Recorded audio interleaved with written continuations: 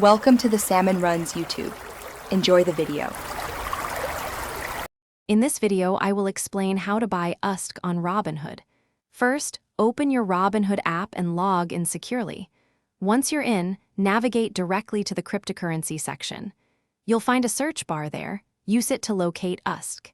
This initial step ensures you're ready to make your purchase efficiently. It's a straightforward process to get started. Before buying USDC, you'll need to ensure your Robinhood account has sufficient funds. You can easily link a bank account to deposit money or use any existing balance you might have. Simply initiate a deposit if needed and wait for it to clear.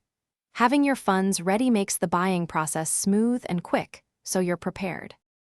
With funds in place, select USDC and tap the Buy button. You can then enter the desired amount, either in US dollars or directly in USDC units. Take a moment to carefully review all your order details, including the quantity and total cost.